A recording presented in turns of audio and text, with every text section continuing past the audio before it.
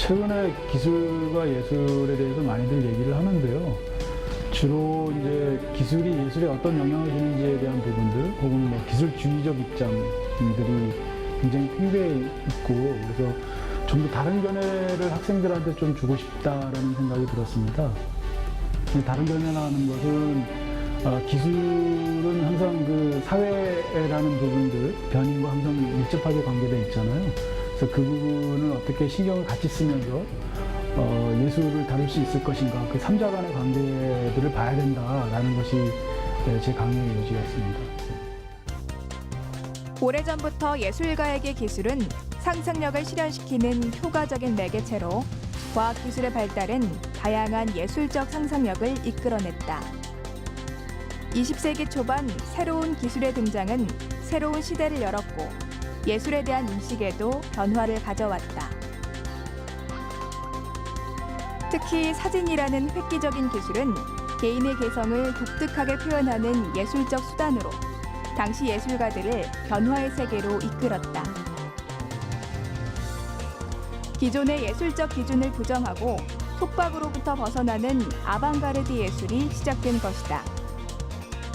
프랑스와 독일 등지에서 일어난 이 예술운동은 새로운 예술의 개념을 추구하며 대중사회 속에 스며들었다.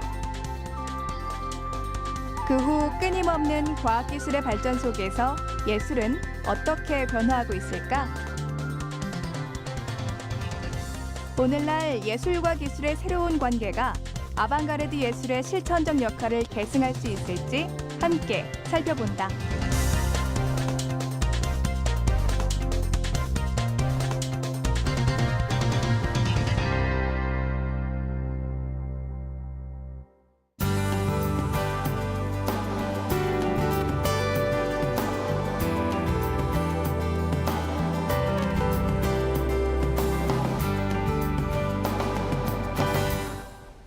제목은 이렇게 잡았습니다.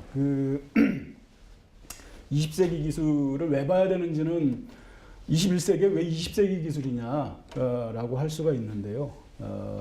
그 의미에 대해서는 조금 이따가 좀 말씀을 드리겠습니다. 그리고 특히 미디어 기술과 관련해서 저는 좀 볼 거고요. 이 과학기술과 예술이라는 전통적인 주제가 있습니다. 과거 과학자들이 봤던 기술에 대한 관점들이 굉장히 도구적이거나 혹은 약간 하대하는 그런 경향이 있었죠. 근데 사실은 과학과 기술이 사실은 지금은 혼용되거나 거의 차이가 사라지는 그런 국면에 있기 때문에 제가 오늘 발표하는 데서는 과학기술 하나라 보고 이 얘기를 하려고 합니다. 현재 기술 예술론의 문제점은 지금 적어 놓은 것처럼 컬처럴 테크놀로지라고 얘기했던 굉장히 시장주의적이고 최근에 얘기하는 창조 산업의 일부로서 기능하는 혹은 기술주의적 시각들이 팽배하죠. 그래서 뭐 갤러리 같은 데 가보시면 사실은 그런 그 예술 그 자체보다는 기술에 대한 상창이 로 도배가 되는 그런 현실들을 많이 볼 수가 있습니다. 그러니까 기술과 예술의 제대로 된 결합이 아니고 굉장히 이 겉핥기식의 어떤 결합, 그런 것들이 많고 사실은 시장주의적이거나 기술주의적으로 치우친 측면들이 있었다라는 것이고, 그것은 현재까지 계속 되고 있는 문제들이죠. 그래서 제가 생각하는 기술과 예술의 적절한 동거는 현실 개입의 사회미학적 태도라는 촉매제가 없으면 안 된다라는 겁니다.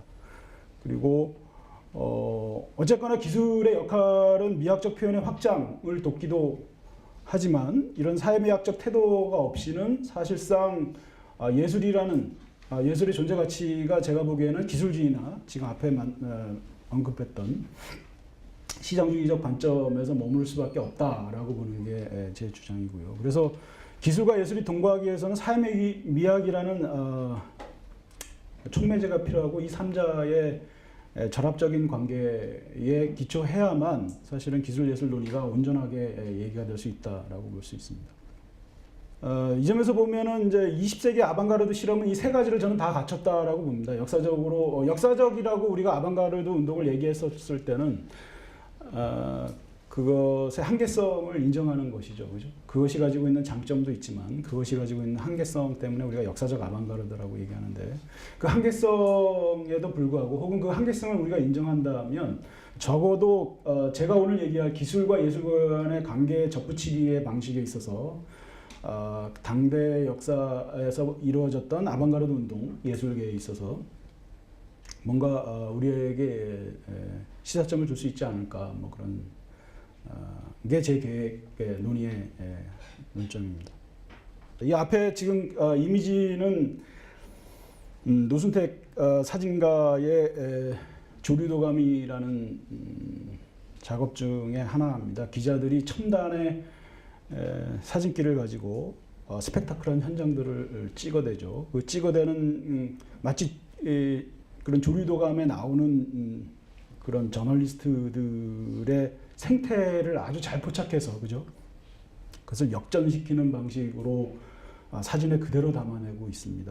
이게 저는 이제 어떻게 보면 이 안에는 기술도 얘기가 되고 있고, 그리고 사진가로서 가지고 보고자 하는 어떤 현실계획의 사회미학도 같이 들어있다라고 보는데, 그 현실미학의 미학이라는 게 도대체 기본적인 요소가 뭐냐라고 봤을 때 저는 세 가지로, 미학적 태도와 관련해서 세 가지를 저는 얘기하고 싶은데요.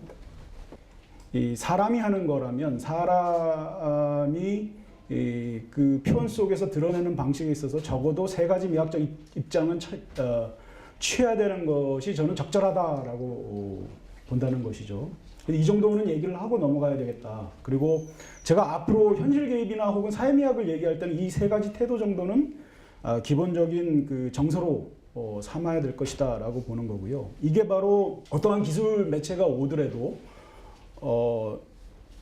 어떤 기술이 예술과 접붙더라도 취해야 될 미학적 태도가 아닌가라는 게 제 관점입니다. 그래서 첫 번째, 여러분들 예술 하시는 분들은 잘 알겠지만 부리오의 책들이 최근에 많이 인용이 되고 있는데요. 관계미학에서 주로 얘기하는 것은 여기서 얘기하는 관계라는 것은 제가 해석하는 방식의 관계라는 것은 사회적 층위를 드러내는 것이다라는 거죠. 삶의 조건들을 드러내는 방식.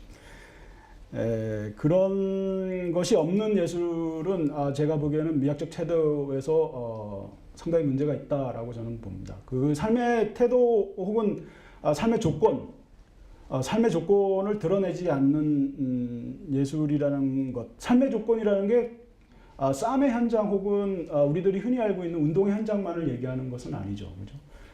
본인을 둘러싸고 있는 삶의 심층적인 조건도 삶의 조건일 수가 있는 거죠. 그래서 층위들은 여러 층위들이 있을 텐데, 정치 경제적 층위들도 있을 거고요. 문화적 층위들도 있을 거고, 그런 층위들을 드러내는 작업들을 게을리하지 않는 것, 그런 태도, 그게 이제 제가 보기엔 첫 번째라고 볼 수가 있고요. 그런 예제들은 많이 나와 있죠. 현장 예술가들이 아주 극명한 사례들입니다. 레아 미술가는 사실은 레아는 아시다시피 용산 참사 현장에서 레아는 맥주집이었죠.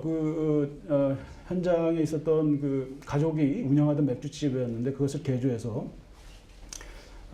임시로 레아 갤러리 미술관을 만들고 그 안에서 다양한 형태의 전시와 그리고 뭐 토론이라든지 일종의 헤드쿼터 역할을 그 안에서 했었던 곳이 레아 미술관이었죠.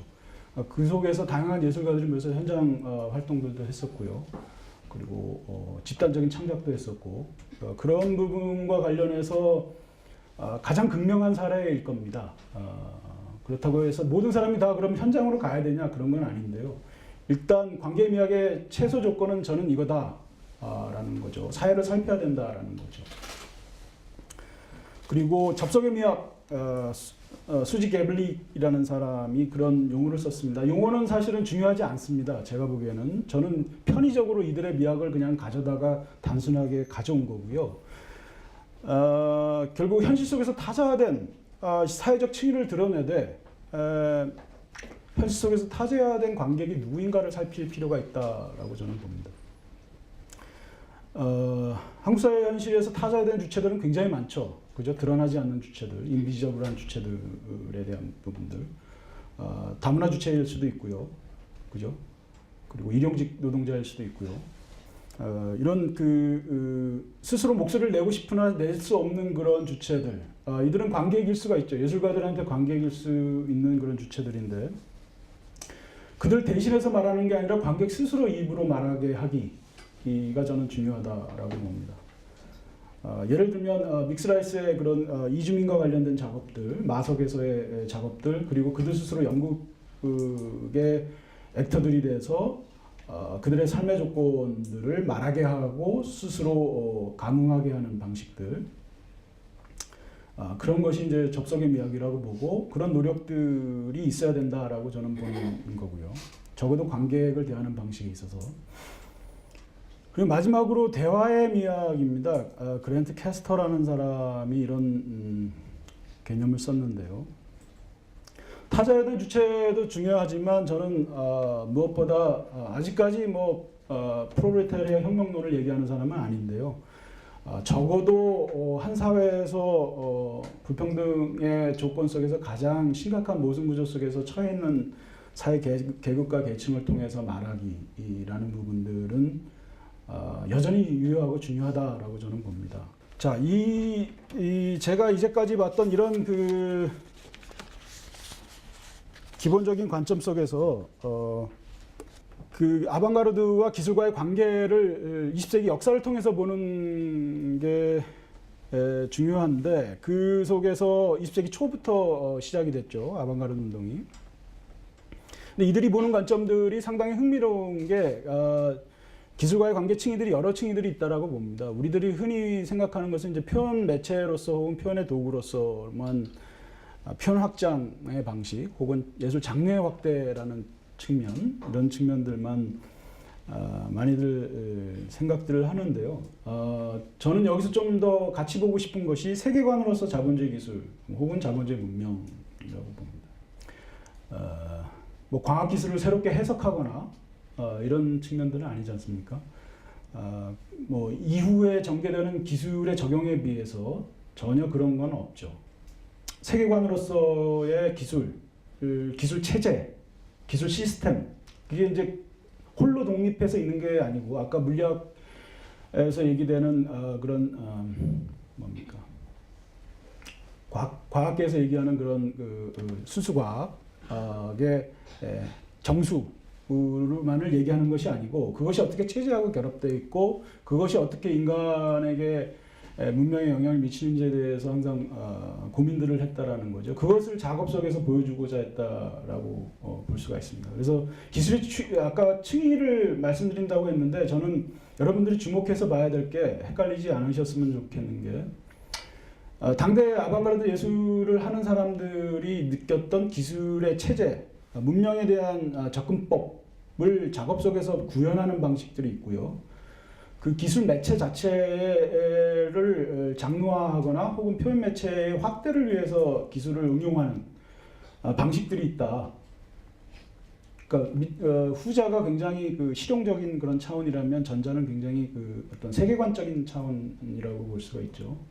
그 두 가지를 동시에 봐야 될 것이고, 그리고 그런 세계관으로서 자본주의 기술 문명에 대한 비판, 미래파는 그러지는 않았죠. 거기에 열광했었죠. 비판점은 이제 일종의 사회미학적 태도라든지 이런 부분들과 많이 결합되어 있다고 볼 수가 있습니다. 그 층위 속에서 좀 봐야 될 거고, 이 얘기는 사실은 21세기에도 마찬가지 논의라고 볼 수가 있습니다. 그래서 보통 보면 그 세계관으로서 보면 두 가지로 많이 엇갈리는데요. 긍정론과 부정론이죠. 하나는 진보와 생산력으로서 오른쪽에 보이는 그런 소비에트 혁명 시기의 전형이죠. 프로토타입이라고 얘기하는 노동자상, 여성으로서의 노동자상, 어머니이자 노동자이자 생산력의 근원으로서의 아주 팔뚝 굵은 여성이 있죠. 한강줄이 머리에 이고 저게 생산력을 상징하는 거겠죠. 뒤에는 공장이 있고요. 이 소비에트의 가장 핵심, 막스주의자들의 가장 핵심 생산력, 기술은 생산력으로서 화하는 방식들이었고, 그 점에서 굉장히 기술에 대해서 긍정론을 가졌던 것이 또한 막시스트들이었다라고 볼 수가 있습니다. 그리고 이후에 자본주의 체제와 관련됐을 때는 전쟁 혹은 소비주의, 생산력이 어떻게 우리에게 부정적 영향을 미치는가라는 부분들과 관련했을 때는 비관적 인식들을 많이 양산했다라는 거고요. 그런 것들이 이제 허위의식이나 스펙타클 문화들을 만들어낸다라고 보는 거죠. 그것이 이제 70년대 상황주의나 이런 논의로 연결이 됩니다. 그래서 크게 보면 아방가르드적인 시각을 가졌던 그런 부류들 안에서도 이렇게 크게 A와 B로 갈라지는 측면들이 있다. 그리고 실용적인 측면에서는 대체로 이런 장점들을 공유하는 것이 20세기 아방가르드의 운동과 기술과의 관계적 층위가 아니냐라고 볼 수가 있습니다. 사실상 A는 그 미래파를 제외하고는 거의 이런 시각을 갖지 않았던 것 같고요. 미래파는 여러분들이 잘 아시는 것처럼 오히려 저보다는 이제 미술학도들이 잘 아실 텐데요. 이미 이제 19세기에 유럽에서는 자본주의가 진전이 됐었고, 이탈리아는 상당히 그 부분에서 산업화에 있어서 늦었죠. 그래서 20세기 초에 그것이 이제 북부 이태리에 유입이 되면서 공장들이 만들어지고 산업화가 급속도로 진행이 됩니다. 그것에 대한 예찬론들이 펼쳐지게 되죠. 교통도 굉장히 발달하게 되고요. 그리고 과거의 것을 갈아엎고 새롭게 만들어지는 기술에 의해서 만들어지는 미래 도시에 대한 예찬론, 이런 것들이 이 작가들을 중심으로 엄청나게 활성화됩니다. 이들의 관계는 아까 칭의와 관련해서 보자면 이제 그런 기술에 대한 굉장히 체제 낙관론적인 측면들을 가지고 있었고, 끝내는 굉장히 비운으로 끝나는 그런 운명을 가졌었죠. 그리고 개인적으로 제가 좋아하는 다다이즘의 사례인데요. 그 중에서도 특히 이제 존 하트필드 같은 경우는 그런 변이라는, 가운데 한 중간 위에 있는 것이 이제 변이라는 거죠. 그래서 애벌레에서 나방으로 날아가는 것을 메타모포시스라는 변이 과정을 통해서 콜라주 작업을 통해서 하트필드가 표현하고 있죠. 이런 작업들은 사진의 발명과 그 이후의 발전 없이는 이루어지기 어려웠던 거고요. 인쇄술의 발전도 있어야 되죠. 왜냐하면 하트필드는 이 콜라주를 하는 작업 속에서 드러나는 그런 불완전 면, 콜라주를 붙인 흔적과 관련해서 굉장히 그런 것들이 굉장히 깔끔하게 처리되기를 원했었고요.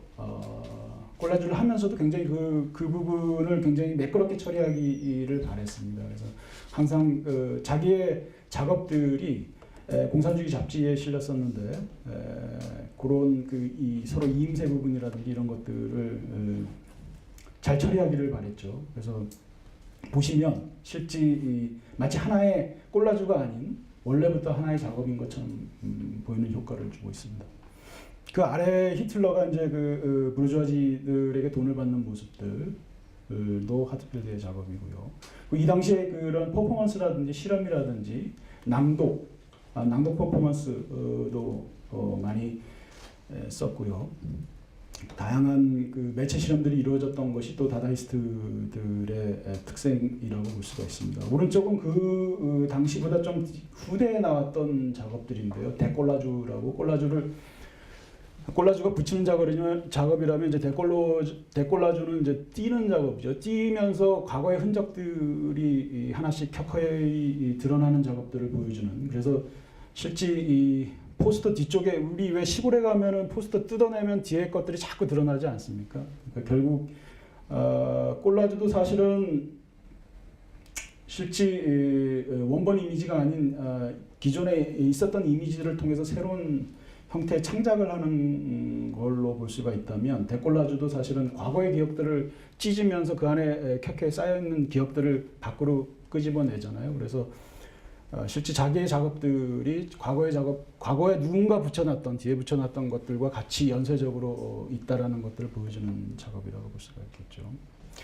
이런 작업들이 사실은 새로운 매체 실험이고 제가 보기에는 광학기술의 출현과 맞물려 있다라고 실용적인 측면에서 아까 그리고 세계관의 측면에 있어서는 이런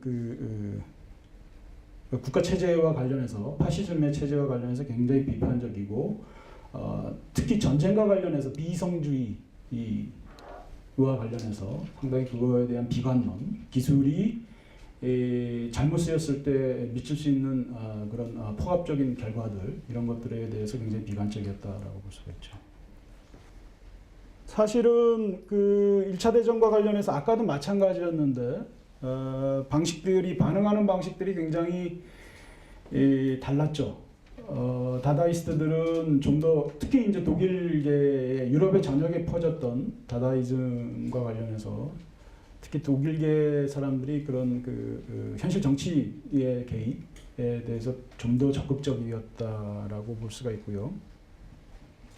슈레알리즘은 사실은 굉장히 집단적으로 움직인 그룹으로 잘 알려져 있습니다. 그래서 공산주의 운동도 했었고요. 나중에는 거기서 떨어져 나갔죠. 왜냐하면 이들은 오히려 작품을 이 아방가르드 운동과 관련해서 아까 다다이스트들은 작품 속에서 그런 현실 개입의 미학적 태도들을 드러내는 작업들을 직접적으로 한 경우들이 많습니다. 그것이 올바른 사회적 미학적 태도인지는 모르겠지만 아까 보시다시피 그런 나치 체제와 관련된 형상화 작업이라든지 눈에 바로 들어올 수 있는 그런 작업들을 했지 않습니까?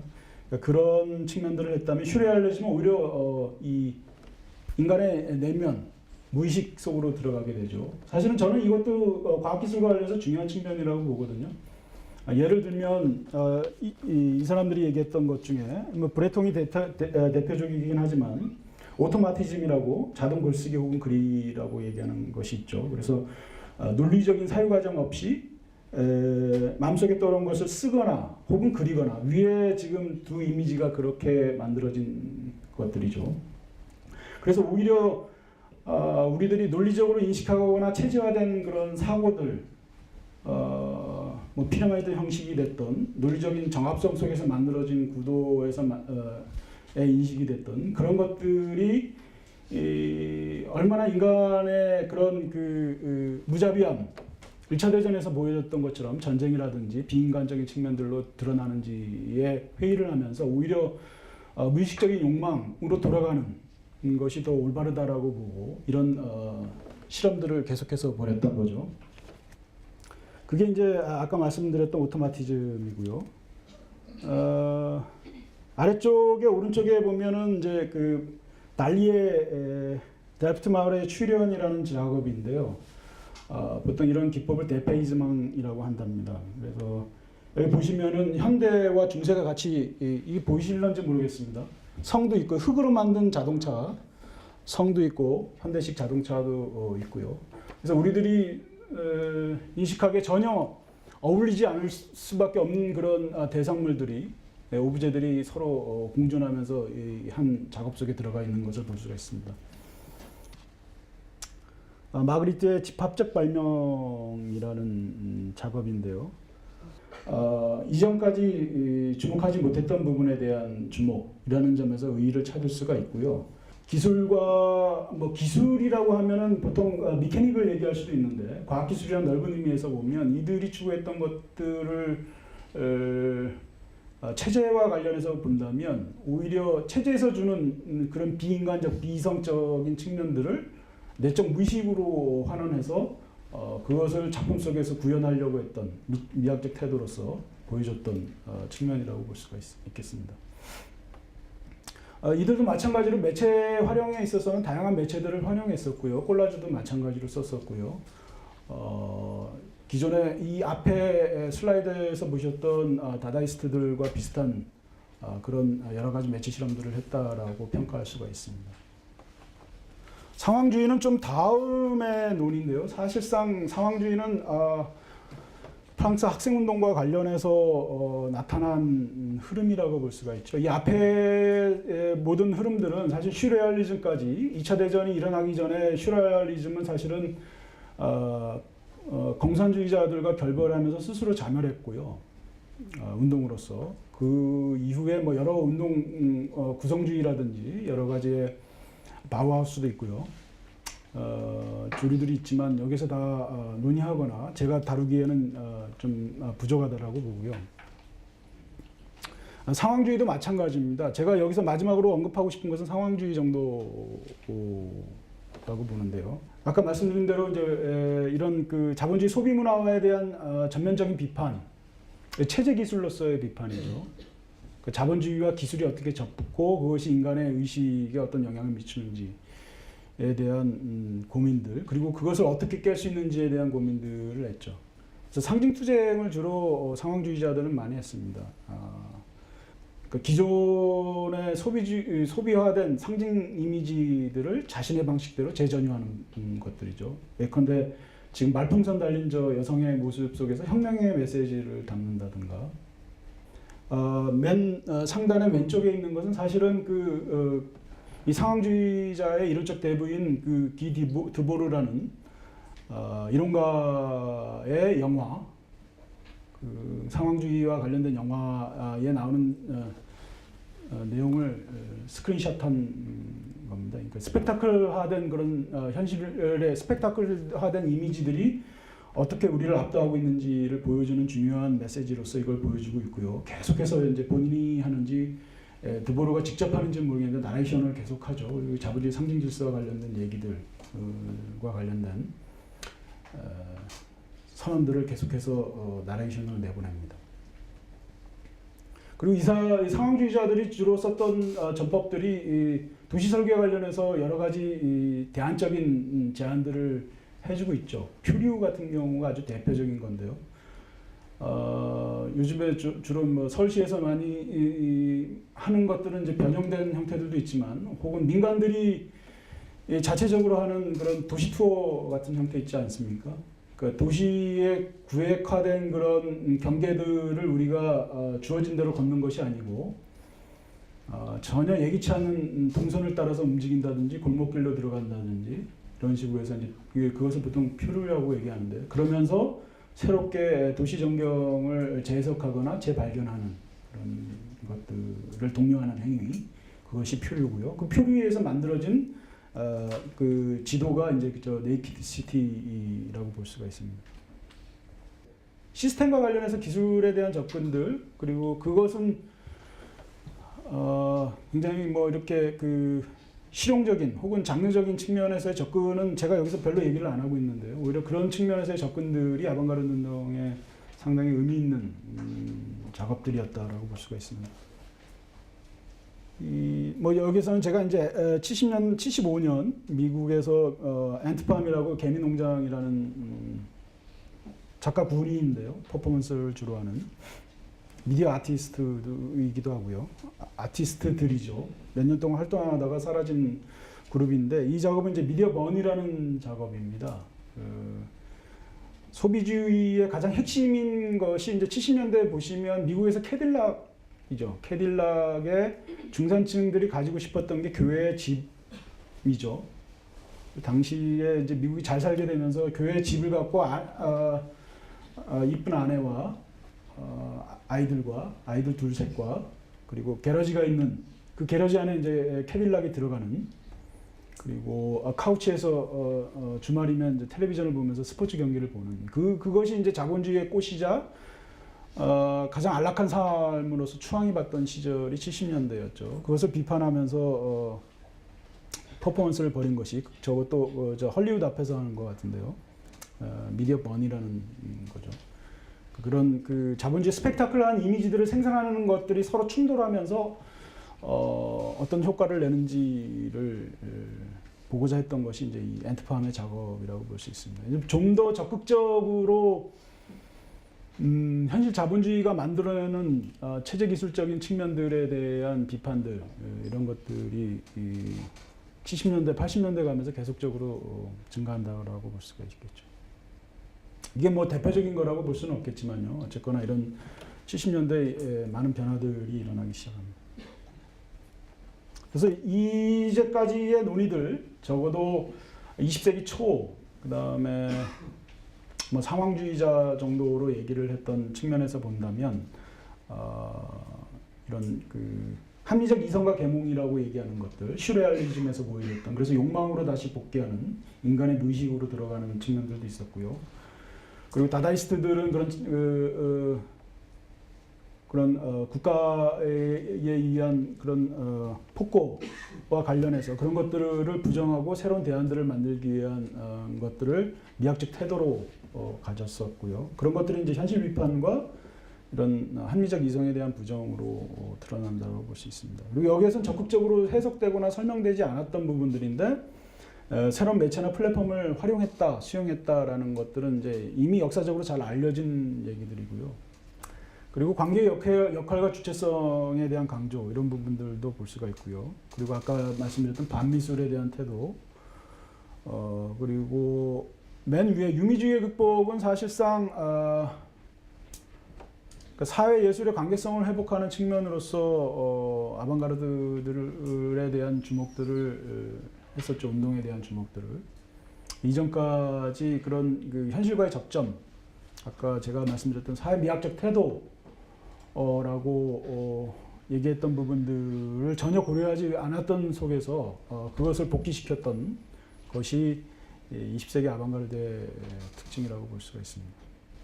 그러니까 역사적 아방가르드가 될 수밖에 없었던 것이 결국은 20세기의 이런 이전의 이런 논의들이 시장에 의한 포획과 대량화라는 측면으로 떨어져 갔다라는 그런 속에서 역사적이라는 단서가 붙을 수밖에 없었죠. 그 시장에 의한 포획이라는 부분들은 아직도 유효한 부분인데요. 자본주의가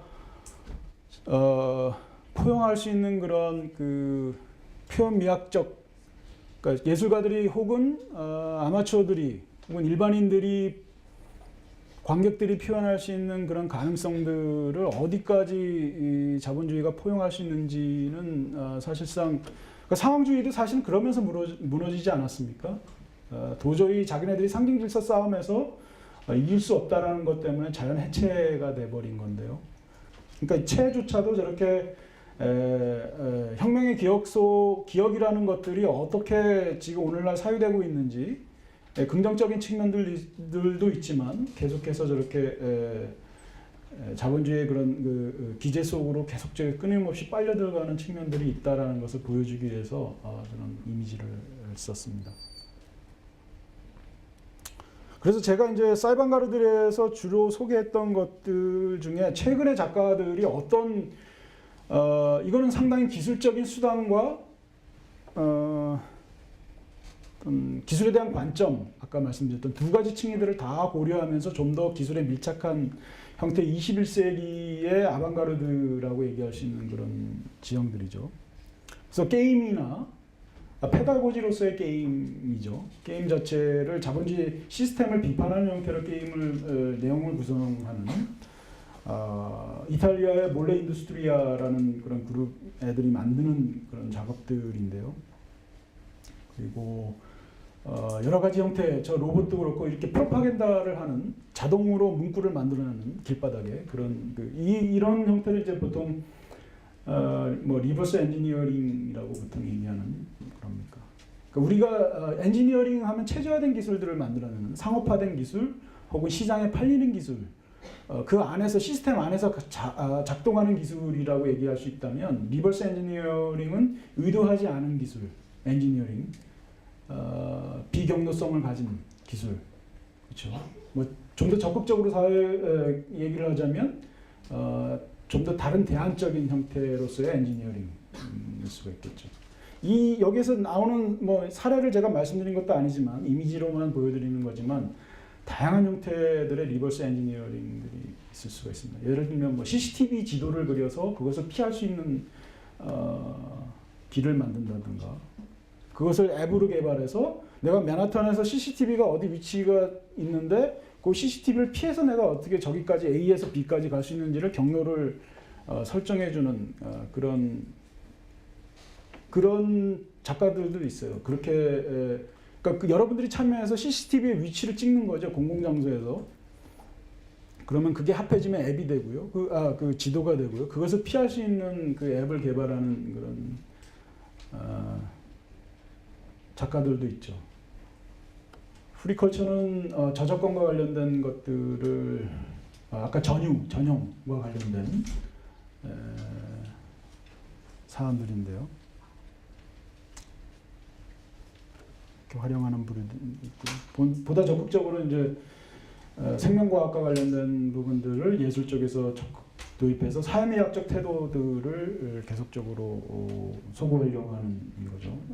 인간 그 진, 염색체에 대한 그런 문제들을 끊임없이 이 생명공학의 문제들을 자본주의와 결합된 문제 제기를 했었던 그룹들이 있죠. 크리티컬 아트 앙상블 같은 경우가 이제 위의 이미지가 이제 그들과 관련된 그룹이고요. 그리고 사이버 페미니즘이라고 해서 이게 저기 DNA 슬러시라는 이 예전 해체된 그룹인데요. 어떻게 이런 그 사이버 공간 속에서의 페미니즘을 재구성할 것인지의 부분들의 고민. 이런 작업들을 계속해서 해왔고요. 생명공학의 어떤 그 폐해만을 지적하는 것이 아니고 여기에 보면 항상 인간과 동거하는 모습들을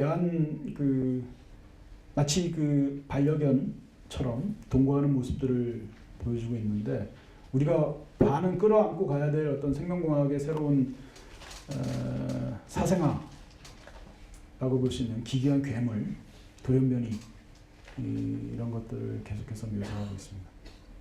이런 작업들이 사실은 제가 보기에 21세기의 아방가르드의 기술적인 측면에서 보자면 기술을 적극적으로 표현 매체하고 체제의 기술의 부분들을 계속 건드려줬던 작업들이라고 볼 수가 있죠. 기술 적용과 관련해서 눈에 띄는 그런 작가들을 제가 봤던 사례들을 간단히 소개하고 마무리를 지을까 합니다. 첫 번째는 내용의 상황과는 전혀 별개로 최근에 이제 두물머리에서 문화운동을 하는 달군이라는 사람인데요. 달군이라는 사람이 만드는 웹자보입니다. 여러 형태의 웹자보가 있는데 저는 여기에서는 지금 그 잠재행동과 관련된 포스터 작업을 했는데요. 이런 웹자보 작업을 달군이 많이 하고 있습니다. 젊은 여성인데요. 이거는 다른 케이스인데 이거는 빛나 최빛나라는 청개구리 제작소 지금 디자이너로 활동하고 계시는 분인데 이게 적정 기술이라고 요즘에 제작 문화 많이 유행하죠, 그죠?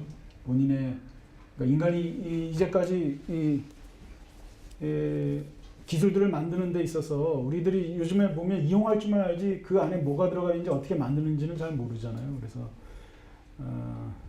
그런 몸의 감각, 인류가 원래 가지고 있던 몸의 감각들을 체득하는 방식들을 어떻게 도모할 것인가의 부분들을 고민하는 그런 젊은 친구들이 작가분들이 많은데 그 홍원석이라는 분인데 어떻게 보면 커뮤니티 아티스트도 있는데요. 이분도 주로 작업들을 택시 운전을 하면서 택시 운전 속에서 만난 관객들, 마을 주민일 수도 있고 서울 시민일 수도 있고요, 인천 시민일 수도 있고 그들과의 대화들을 바로 인터넷에 올리는 그런 작업들을 하고 있습니다. 일명 아트택시 프로젝트들을 꾸준히 해왔던 젊은 작가죠.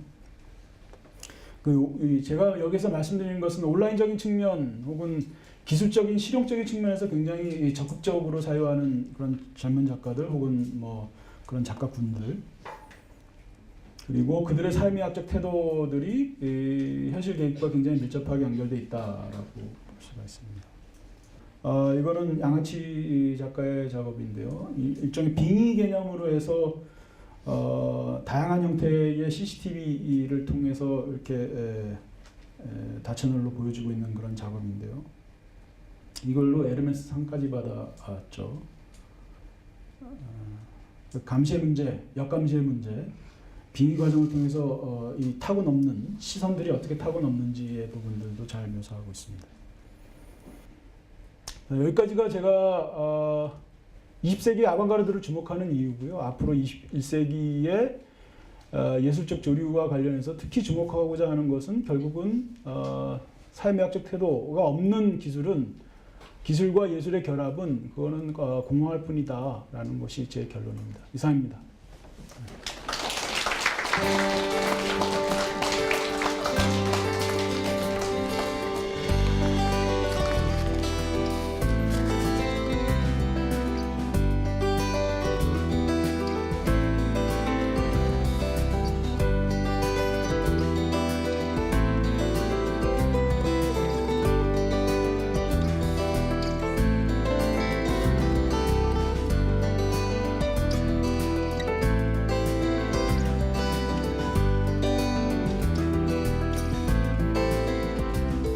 예술하고 기술을 주제로 강연을 들었는데요.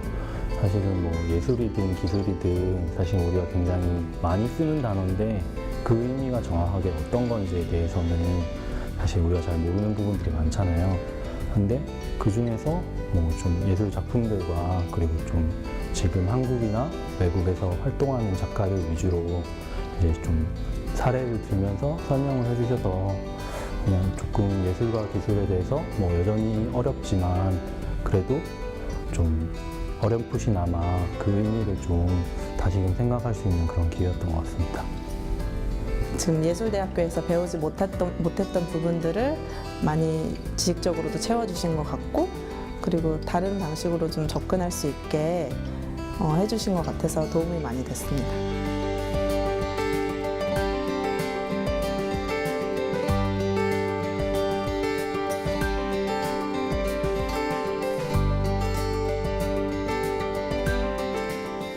일단은 20세기 아방가르드를 얘기한 것은 우리가 항상 기술이라고 하면 항상 좋은 것으로만 생각하는데 기술이라는 것은 현실하고 항상 밀접하게 관계되어 있고 특히 표현으로서의 예술 영역에 있어서도 기술은 되게 중요한 변수다. 그래서 단지 기술을 좋아하거나 상찬하거나 그것을 좋게 묘사하는 것만이 아니고 삶의 조건과 항상 연결되어 있기 때문에 그에 대한 고민들을 같이 하는 것이 예술을 좀 더 제대로 바라보는 것이 아니냐라는 것이 강조를 하게 된 이유였습니다.